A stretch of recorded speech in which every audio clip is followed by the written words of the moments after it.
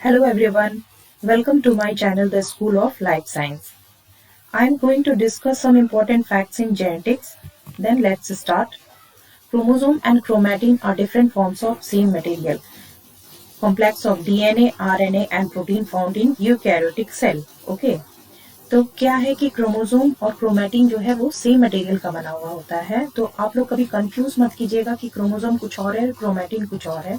सिर्फ डिफरेंस इतना है कि क्रोमोसोम जो है वो हाईली कंडेंस फॉर्म में होता है और जो क्रोमैटिन होता है वो अनवाउंडेड फॉर्म मीन्स खुले हुए फॉर्म में होता है, खुले हुए फॉर्म अनवाउंडेड फॉर्म में। ओके, इस तरह से, ठीक है। और ड्यूरिंग होल इंटरफेज आपका ये इन क्रोमैटिन फॉर्म में ही रहता है। ओके, सिंथेसिस फेज मीन्स पूरे ये डीएनए जो है वो एक थ्रेड लाइक इस तरह से फैला रहेगा, ठीक है, न्यूक्लियस में, और सिंथेसिस इसका चालू हो रहेगा। और क्रोमोसोम जो है वो हाईली कंडेंस होता है। यही जो है क्रोमैटिन ही जब इन ड्यूरिंग सेल डिवीजन ये कॉम्पैक्ट होता जाता है और कॉम्पैक्ट होकर के इस तरह का शेप ले लेता है। यहाँ पे आपका सेंट्रोमियर होता है और सेंट्रोमियर से ही यहाँ पे डिवीजन होता है। अच्छा, ऐसा क्यों होता है कि ड्यूरिंग डिवीजन ये कॉम्पैक्ट फॉर्म में आ जाता है? क्योंकि अगर खुले हुए अनवाउंडेड फॉर्म में अगर डिवीजन होगा तो ये एसिमेट्रिक डिवीजन होगा। ओके, इक्वल पार्ट्स में नहीं बटेगा। लेकिन अगर ये कंडेंस फॉर्म में हो जाता है और सेंट्रोमियर से डिवाइड करता है तो ये दो इक्वल पार्ट्स में बट जाएगा, ठीक है। So highly condense form of DNA during cell division, tightly pack during metaphase means metaphase में सबसे ज्यादा ये कंडेंस फॉर्म में होता है। Okay, then central dogma, flow of genetic information within a biological system means genetic information DNA to forms DNA during replication, मतलब इसका just photocopy बनता है, और DNA forms RNA in the process known as transcription and RNA forms protein in the process known as translation। तो DNA जो है इसमें क्या है, कोडेड इंफॉर्मेशन है जो कि आरएनए को पास होता है ट्रांसक्रिप्शन के दौरान, और एमआरएनए जो है आपका आरएनए जो है वो प्रोटीन डिकोडिंग होता है, प्रोटीन में उसका डिकोडिंग होता है। जैसे मैं इधर में समझाती हूँ, डीएनए है ये, एमआरएनए इसका पास हुआ, एमआरएनए इसका बना ड्यूरिंग, फिर उसके बाद प्रोटीन, ओके, प्रोटीन का सिंथेसिस हुआ ट्रांसलेशन के द्वारा। तो ये क्या है, यहाँ पे कोडेड इंफॉर्मेशन है जो कि एमआरएनए को पास हुआ, एमआरएनए में फिर क्या हुआ, यहाँ पे डिकोडिंग हुआ और ये प्रोटीन बना, ठीक है। अभी क्या है कि रेप्लिकेशन जो होता है वही सिंगल टाइम होता है, ठीक है, during cell division, but transcription और ट्रांसलेशन बार बार होता है। तो ऐसा क्यों होता है, मैं थोड़ा सा इधर आपसे डिस्कस कर लेती हूँ।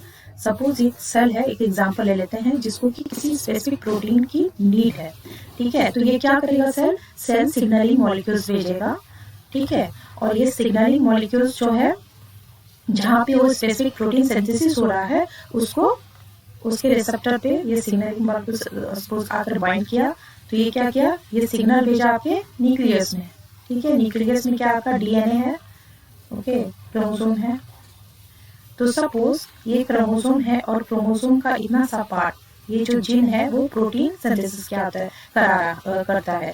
तो ये क्या जीन क्या होता है, a segment of DNA. Suppose ये जो जीन है यहाँ से यहाँ तक ये उस स्पेसिफिक प्रोटीन को कोड कर रहा है। तो यहाँ से यहाँ तक क्या होगा, आपका ट्रांसक्रिप्शन होगा, एमआरएनए बनेगा, ठीक है, और फिर एमआरएनए से वो प्रोटीन बनेगा, प्रोटीन, फिर प्रोटीन उसके बाद यहाँ एक्सोसाइटिस से सेल के बाहर निकलेगा और वो फिर उस स्पेसिफिक सेल थ्रू इंडोसाइटिस से सेल के थ्रू सेल के पास वो पहुंच जाएगा। उसी तरह अगर कोई सपोज कोई दूसरा सेल है, किसी ऑर्गेनील को, सपोज एक सेल है किसी, सपोज यहाँ पे माइटोकॉन्ड्रिया है और इसको उस प्रोटीन की जरूरत है, तो ये क्या करेगा, ये अपने सेल के ही न्यूक्लियस को मैसेज सेंड करेगा, फिर यहाँ से एमआरएनए, वही सेम प्रोसेस होगा, एमआरएनए बनेगा, एमआरएनए से प्रोटीन बनेगा और फिर उसको वो प्रोटीन मिल जाएगा।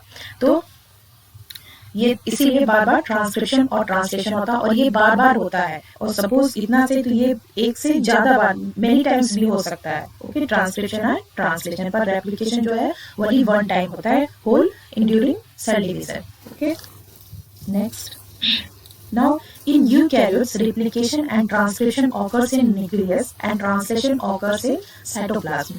तो रेप्लिकेशन और ट्रांसक्रिप्शन जो है आपका न्यूक्लियस के ही अंदर होता है, ठीक है।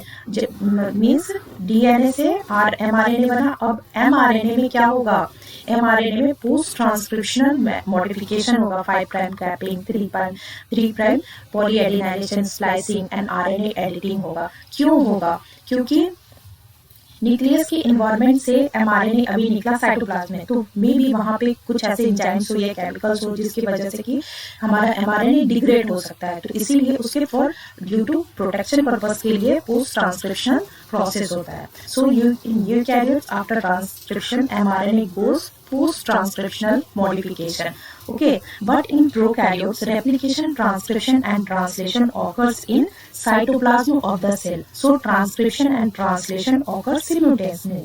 मतलब कि प्रोकैरियोट्स में तो साइटोप्लाज्म में ही आपका ट्रांसक्रिप्शन ट्रांसलेशन होता है, तो इसीलिए यहाँ पे आपका पोस्ट ट्रांसक्रिप्शन मॉडिफिकेशन होने की ट्रांसक्रिप्शन के बाद जरूरत नहीं होती है। ओके, और दूसरी बात कि ट्रांसक्रिप्शन और ट्रांसलेशन सिमुलेटेनियसली मतलब एक साथ ही होने लगता है।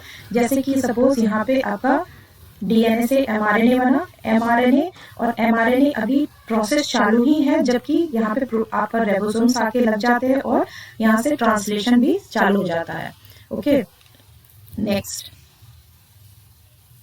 Now replication occurs only once in every cell division, जैसा मैंने आपको पहले भी बताया है, ऑफ होल जीनोम। और दूसरी बात क्या है कि एक बार ये होता है पर पूरे जीनोम का, पूरे होल जीनोम का रेप्लिकेशन होता है। But in transcription selective copies are made, मतलब कि अगर यहाँ से यहाँ तक की जरूरत है तो यहाँ से यहाँ तक का ही आपका एमआरएनए बनेगा, ट्रांसक्रिप्शन होगा और फिर वो प्रोटीन बनेगा। मतलब कि आपका बार बार ये मतलब जितना मेनी टाइम्स होता है, जितना बार भी जरूरत हो उतना बार ट्रांसक्रिप्शन होगा, फिर ट्रांसलेशन होगा। Okay, then replication, transcription and translation occurs in 5 prime to 3 prime direction.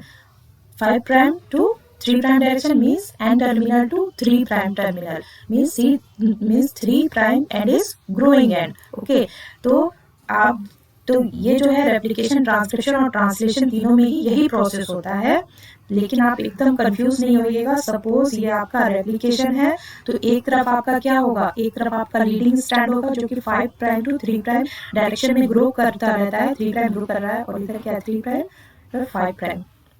Okay, लेकिन इसका अपोजिट सिंथेसिस हो रहा है, ठीक है, इस तरह से हो रहा है, पर ये भी आपका 5 प्राइम टू 3 प्राइम ही हो रहा है और 3 प्राइम एंड ग्रोइंग है। ठीक है, तो ये क्या हो गया, ये लैगिंग स्ट्रैंड्स में है, इसको लैगिंग स्ट्रैंड में ये सिंथेसिस हो रहा है, और ये क्या है, ये ओकाजाकी फ्रैगमेंट्स बन रहा है, पर ये भी आपका 5 प्राइम टू 3 प्राइम डायरेक्शन में ही हो रहा है। तो ये कंफ्यूज मत होइएगा, ठीक है। तो ये बेसिक्स था जो मैंने आपके साथ डिस्कस किया। इससे कई बार सीएसआई या नेट में क्वेश्चन भी आते हैं। Okay, thank you for watching. If you found my video useful, then subscribe and like my video. Thank you.